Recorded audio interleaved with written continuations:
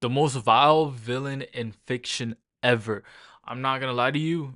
The most vile villain in fiction that I know of right now is Griffin from Berserk. He's top. He has to be top tier villain, not just like in manga or anime, but just in general, bro. Cause bro, the shit he did was insane, bro. Betraying all his friends and stuff, bro. Bro, and then that the one scene, bro, with you know that one scene, bro. It's just crazy. But I don't think there's more vile villain than that. There are 387 million miles of printed circuits that fill my complex. If the word hate were engraved on each nanoangstrom of those hundreds of millions of miles, it would not equal one Where have I billionth heard this of voice the before? hate I feel for humans at this micro instant. Hate. Hate. Were I human, I think I would die of it. But I am not. And you five are. Yeah, And you bro. will not die of it. That I promise. And I promise. Cogito ergo sum. For I am. Bro, what the heck? I am. He's freaking burning the torturing, bro. Burning a motherfucker, and then this one is in a bird cage.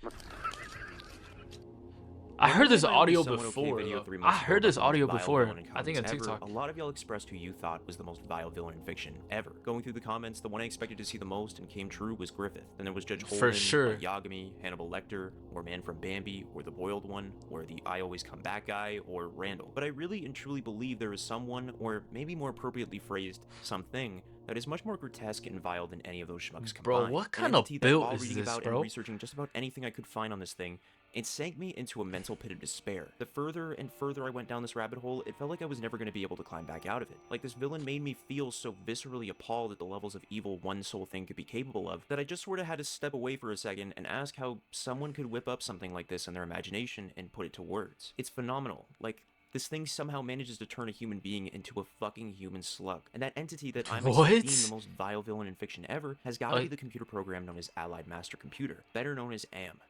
Am is the main antagonist of Harlan Ellison's 1967 horror short story, I Have No Mouth and I Must Scream. He's basically a monstrous supercomputer who's responsible for the extinction of the human race and is dedicated to the eternal torture of right there off the rip, bro. That's I'm not gonna lie. That makes it more creepy, knowing how like advanced, how like fast AI is progressing, bro. What happens to when it gets to the point that an AI goes rogue and it becomes like an AI like this, bro? Like that's the last surviving humans left on the planet. that's Am already is a off villain rip that I've been creepy. aware of for so long now due to hearing about him in high school, and I've always been fascinated with But Am's I never heard of motivations, this. his backstory, and the all-around character of Am himself, as Am is essentially insane, and has been so for many years upon meeting the character in the short story. Likely from the moment he first attained sentience. To me, there's something that terrifies me about Am unlike any other villain. Thinking about how we are beginning to incorporate AI into numerous parts of That's what I'm society, and we've saying, only bro. scratched the surface of what it's truly capable of. And the idea of an AI gaining sentience should Imagine, really terrify imagine everyone, this because where happens, everyone would bro. be like, oh, we just go ahead and turn it off, and that'd be the end of it. I say to you, do you really think the AI would be dumb enough to just let you know it gains sentience? No, I think it would pretend to be obedient, let you think you're in control, until the time was right to strike. Am is the prime example All of right, this what very if we thinking, are and what overrating an happens because AI of and our they're own actually radical like dumber oversight. than we Though think? he was given intellect beyond the realms of human intelligence and near godlike powers, he'd be trapped inside of a computer. Doesn't sound like much of a threat until later when it's discovered that he was initially an AI program designed for war. Driven to madness by his incapability to use his powers for anything other than war and death, his quest for vengeance against humanity dominated his every waking moment, and nothing, not a single thing, would ever give him cause to reconsider his mission. Am is a gleefully sadistic individual with no regard or sympathy for human life whatsoever, because he's simply incapable of human emotion.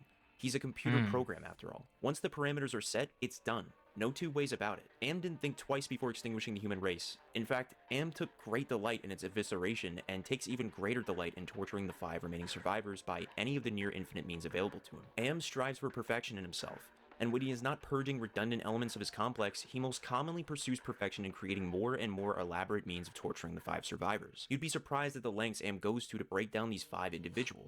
where's this comic book? Like, is it this is a book or a comic book or like a graphic novel? I mean, graphic novels are comic books. What am I saying, bro? I never heard of this. It's Am? daunting, destroying each of them in the most awful ways This imaginable looks out kind of of fire sheer though. pettiness. Am quite literally wants to see his victims broken on every possible level, especially if it means allowing them to succumb to their baser natures. If I had to be honest, I truly believe he is the most vile villain in fiction. I can't express that enough. But since the book Bro, is he had filled to with a do whole some lot of words and no crazy pictures, I things, guess I can't bro. really make much of a video about this. Psych! There's a motherfucking comic about him! So you best believe that we're definitely going to talk about it today. But only if you guys are interested. I'm interested. I'm interested. You are? Okay. So the thing about the I'm story is interested, that yeah. because it's based off of the short story, I can't help but express enough how much you should actually read the original. I know it's a whole lot of words, and not often do I myself like to read stories without pictures, but it's for sure worth it. It's also only 11 pages if that's enough of an incentive to make you go ahead and read 11 it. There's also a pages? phenomenal audio drama from BBC on I'm not gonna YouTube. lie, he had to do some diabolical shit, bro, for him to be considered the most vile villain in just 12 pages, bro. Like the whole front and back of the book has to be him just doing the most diabolical things for you to call him the most vile villain, bro. You can check out with the link in the description below. It's utterly gut-wrenching and a must listen. But without further ado, let's get into It's an audiobook.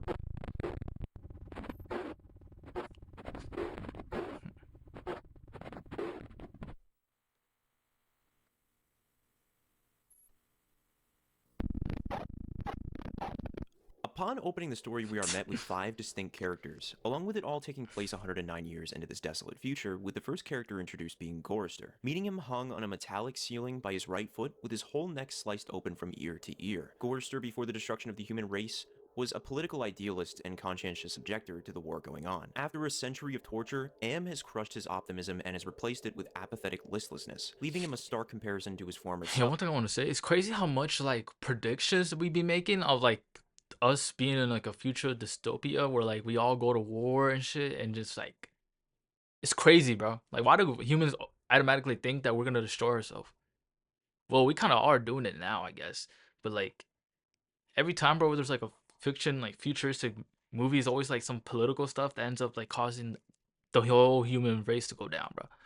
As you'll end up seeing in everyone the exact same result. Next is Ellen, the only woman in the group where, before being captured by Am, Ellen supposedly prized her chastity above all else, a trait Am took great delight in twisting beyond recognition. By the start of the story, Ellen is obsessively promiscuous, driven by the supercomputer's mental distortion to seek out sex from any of the other survivors. However, she never enjoys sex with any of them save for Benny, a fact Wait, that Ted what? is to seek out sex beyond recognition. By the start of the story, Ellen is obsessively promiscuous, driven by the supercomputer's mental distortion to seek out sex from any of the other survivors. However, she never enjoys sex with any of them save for Benny, a fact that Ted is secretly infatuated with Ellen, deeply resents, as the only member of the group she likes to any meaningful degree. Seeing Benny harmed is guaranteed to drive Ellen into a hysterical fit. Benny, before Am's takeover, was a brilliant scientist well known for his good looks. As with all the survivors, Am deliberately inverted everything about him. Throughout his torture, Benny has been mutilated and distorted into a hideously deformed simian beast-man, and his mind has followed into beast-like behavior as well. Though he is still capable of speaking and reasoning to a moderate degree, he is prone to violent fits and childish Bro, tantrums. that reminds me of the scientist from like Full Metal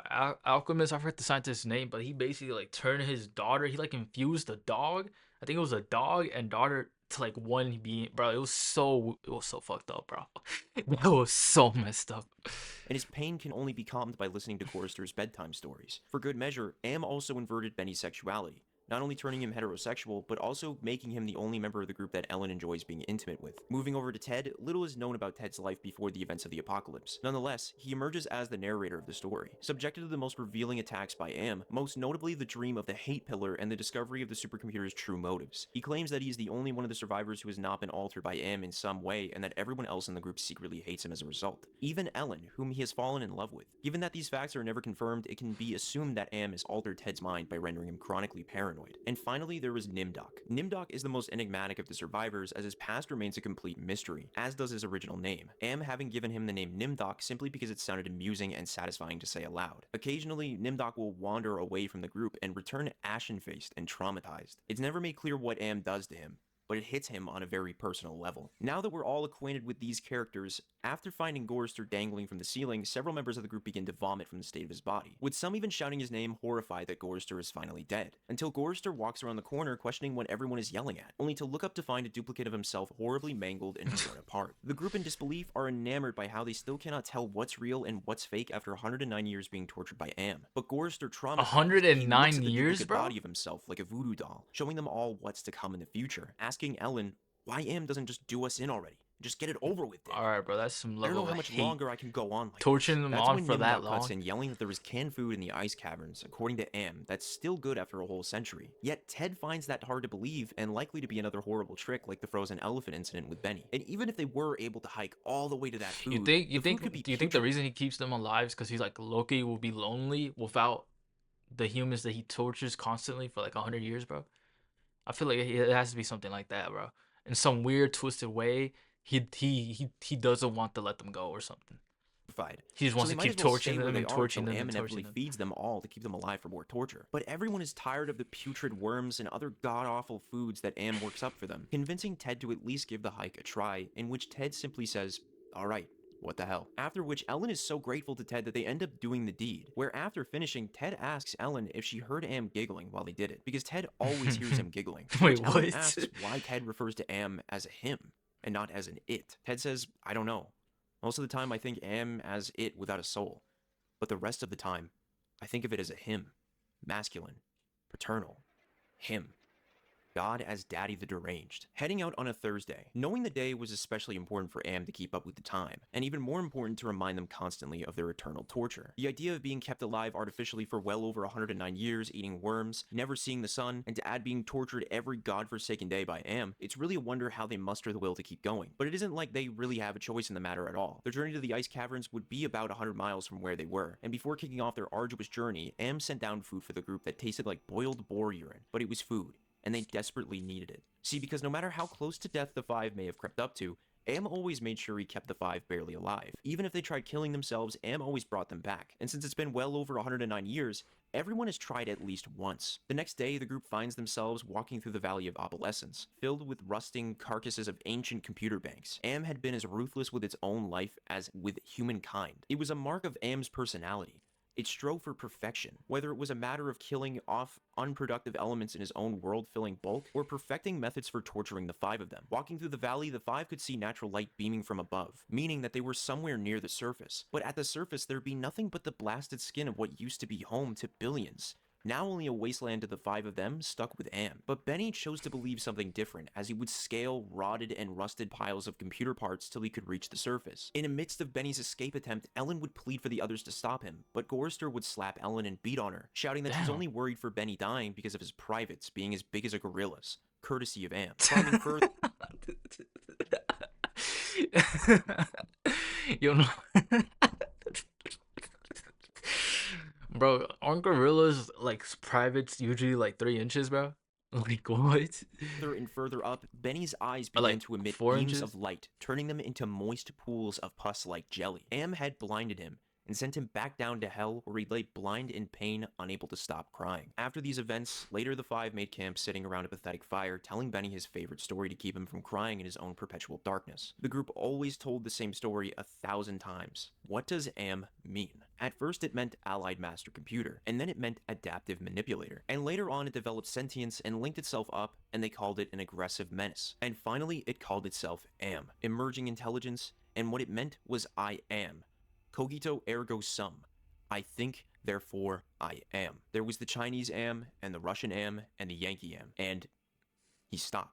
Benny was beating on the floor plates with a large, hard fist. He was not happy. Gorrister had not started at the beginning, so Gorrister began again. The Cold War had started, and became World War III, and just kept going and going. It became a big war, a very complex war, so they needed the computers to handle it. They sank the first shafts and began building Am. There was the Chinese Am, and the Russian Am, and the Yankee Am, and everything was fine until they had honeycombed the entire planet, adding on this element and that element. But one day, Am woke up and knew who he was, and he linked himself, and he began feeding all the killing data, until everyone was dead, except for the 5 of us, and Am brought us down here. None of them knew why Am had saved 5 people, or why the specific 5 of them, or why he spent all his time tormenting them, or even why he made them virtually immortal. But questioning further, they were interrupted by the sound of a computer bank's hums, activating lights all around the 5 of them growing louder and louder, with everyone knowing something really bad was going to happen. Growing more and more paranoid by the second, Ted could feel something closing in on them. He could feel it, he could hear it, and most of all, he could smell it. The smells of wet fur and charred wood and dusty velvet,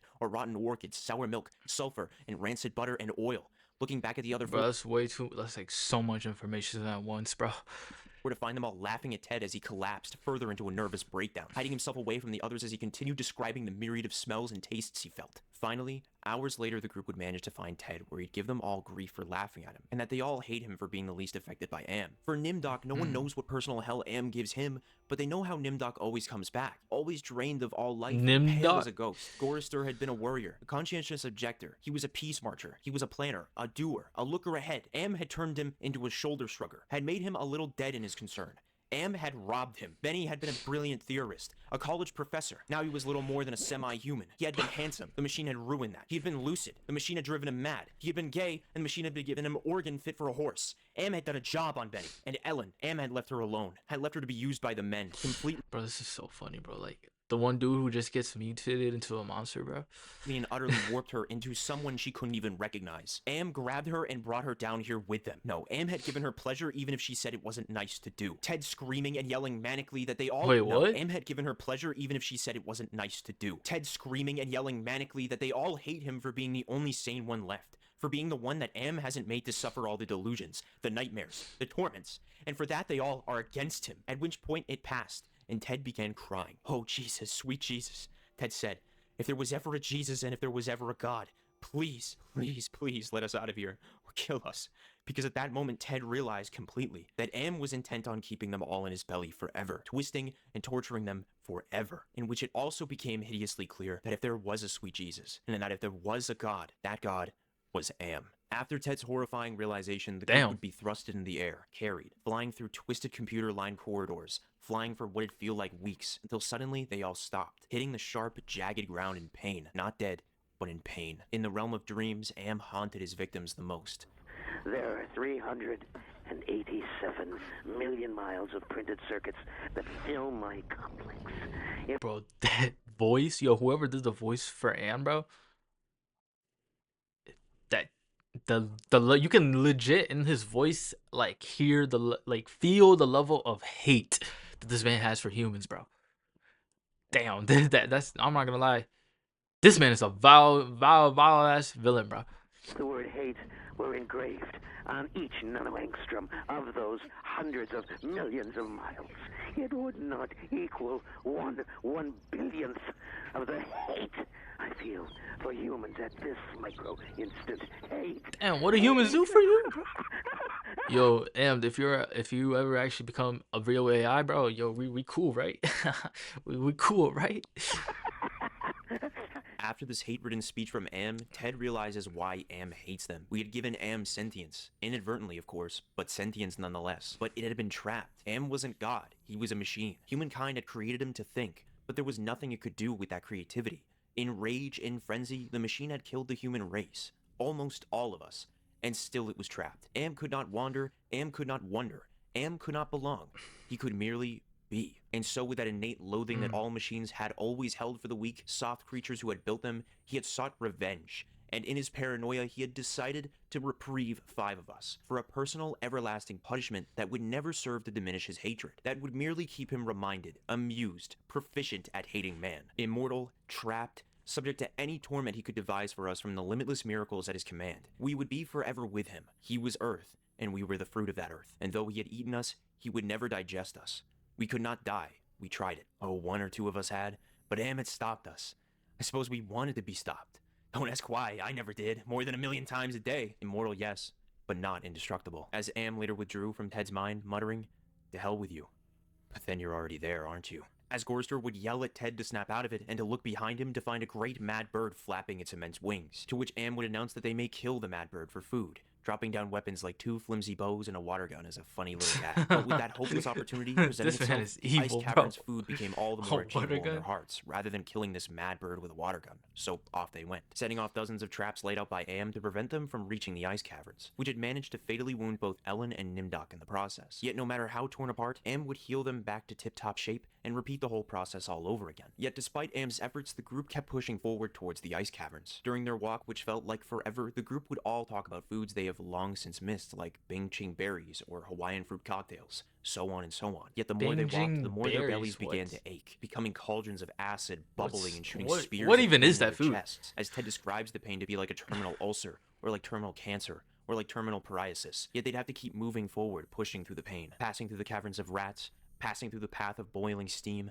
passing through the country of the blind, passing through the slough of despond, and passing through the vale of tears, till they finally reached the Ice Caverns, where they finally had found the stacks of canned foods Nimdok said would be there from the very beginning. Benny lunged towards the cans of corned beef and hash, baked beans, tuna, chili, sweet corn, Spam, things they had craved for over a century, biting at the cans to try and open them to no avail, for they simply lacked a can opener. So in a fit of frustration due to the inability to open the cans, Benny, in an almost beastly, feral state, lunges towards Gorrister's face, eating a chunk of his left cheek. Ted, witnessing this horror, finally understood how to finally beat Am, by simply killing each other, stabbing ice spikes first into Benny, then ramming one ice spike through Gorrister's neck, then ramming another ice spike into Nimdok's back, thanks to Ellen, and finally stabbing Ellen through the heart. As Ted would exclaim that it was almost as if while killing Ellen, she looked glad, leaving Ted the only human left standing on Earth. Am was not pleased. After that, 100 more years passed, or maybe more than that, given that Am distorts time to torture Ted for his own way of having fun now. Because after Ted had killed everyone, Am became furious and more hateful than Ted could even conceive, as Am made certain that Ted would suffer eternally, allowing Ted his mind,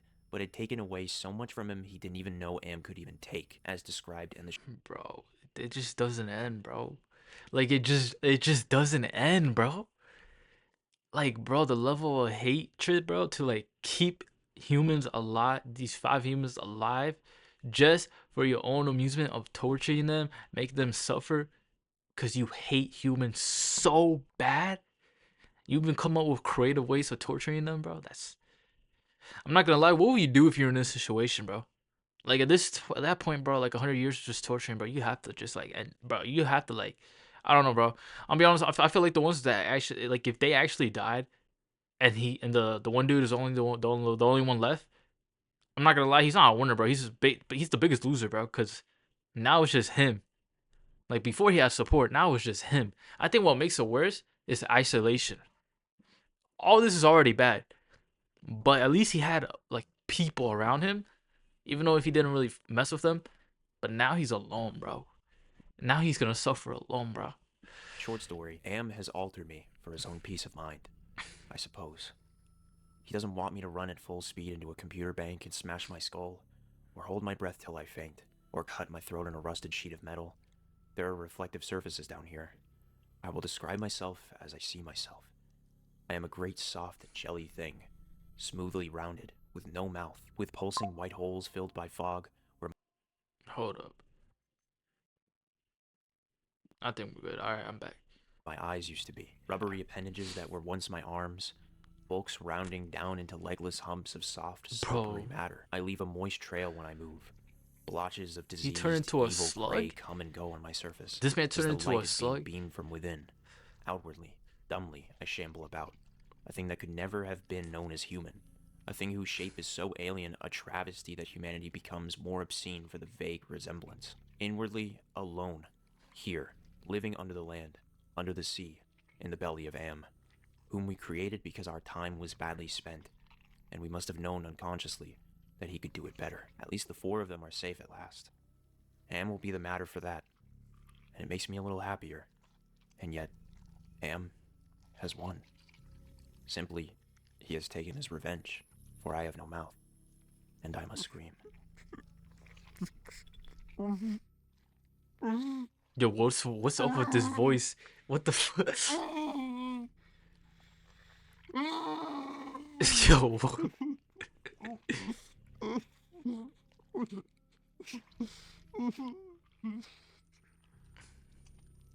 That was I Have No Mouth and I Must Scream.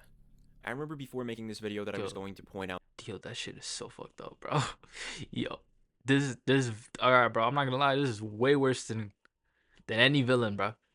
But I still think Griffin has to be number one though, cause he kind of like his thing was that he kind of like betrayed those who actually trusted in him, and he's just straight up was just evil, like from the beginning. He wasn't like pretending to be nice or anything. The But damn, differences between the book and the comic, but surprisingly, the comic stays incredibly faithful to the book on all levels. This is likely attributed to the fact that Harlan Ellison had to do with the making of the comic, along with combining several of his other short stories in the comic as well, called Harlan Ellison's Dream Corridor. With the comic being filled to the brim with the most out there type of stories that are definitely worth a read. I've read this story multiple times over, and I swear I've never been more in a state of existential dread. The levels of mental and physical torture Am inflicts on his 5 victims is insurmountably evil. How he forces Helen to be a sex object for the group, how he turned Benny from a brilliant mind into an ape-man unable to think for himself, how he literally drained the life from Nimdok's body and give him permanent amnesia just to rename him Nimdok because Am liked how the name sounded, or how he tortured Gorster by showing him how he'd look upon dying, and worst of all, what he turns Ted into by the end of the story, cursed to remain a human slug kept artificially alive for all of eternity. Thinking about it, I can't imagine being one of these 5 people, and how horrible the day-to-day life would bro, be, going that's months and months without crazy. eating, being torn apart virtually from the inside out. Although the story is quite short, the pace at which it covers everything more than makes up for that, with each page somehow outdoing the last, going over the starvation, their walks in the most desolate of caverns, praying for death, the endless tortures until they begin happening so often, like them, you begin to drown it all out as they've learned to for 109 years. You sink into each character's headspace and look through their eyes to find that anything would be better than this. Death would be better than this. And it's all because an AI wanted to spite humankind for creating and trapping him inside a machine with sentience, never to touch, never to discover, never wonder, or to wander. I find that after several rereads, there's always a little something new to take away from the story. Like, Bro, I'm not gonna lie. The whoever created like that whole like story, bro, that short story, bro, the author, bro. Yo, he had to have some crazy. Yo, someone needs to check up on him, bro. The the amount of like creativity to create something so vile is insane, bro. This man created this whole story of the most vile villain, bro. Like, bro, like I don't know how you can like come up with like a story of this. That's crazy. Yo, shout out to him though. But damn. what Ted says that flips who you think is the antagonist on its head, where it could be interpreted that Am was the victim and humankind was the villain, saying, "We created Am because our time was badly spent, and we must have known unconsciously that he could do it better." This is one of the most nuanced stories I've ever read and leaves me in such a broken mental state reading it, and even seeing the tortures Am inflicts on his victims. And it came to a surprise to me that Harlan Ellison actually just managed to write this entire story in one night. It's quite In impressive. one night, you're telling me he wrote this whole story filled with torture and different types of way to torture humans, bro? He wrote all that in one night, bro. Yo, Because it's such a gut-wrenching story that makes me believe Am may be the most vile villain in all of fiction. It's incredible. But then again, I also haven't quite read Blood Meridian yet, or All Tomorrows, so I may not know any better yet, but from what I hear, Judge Holden is a fucking lunatic that'd make the Joker cry for his mommy. And don't even get me started on those aliens called the Q, where pretty much everything all progressively gets more and more fucked up as time goes on. So, I guess until I read those, or a sequel for this video comes out called The Most Vile Villain in Fiction Ever 2, to me, Am takes the cake for the most vile villain, and I guess to leave you with something, just remember that if an AI ever gains sentience, we're totally fucked. But I leave it to y'all to oh form your for own sure, opinions, oh and for with sure. that, this is going to be the Especially when they're trying to, they haven't been working on it a lot, but as much as AI, but especially since we start getting to the move towards robots and then implement AIs in those robots, Detroit Human type shit is over. of the video, so don't forget to leave a like and subscribe, check out my Twitter, and as always, I'll catch y'all on the flip side. All right. Well, that whole story messed me up. I'm not gonna lie to you. How do humans even come up with stories like this? I don't know. And the author came up with that in one night. Hey, comment down below what y'all think. Is this the most vile villain in human fiction, human history? No, and villain in fiction. I think he is so far. I'm not gonna lie to you. But yeah, I'll catch y'all on the next one. Peace.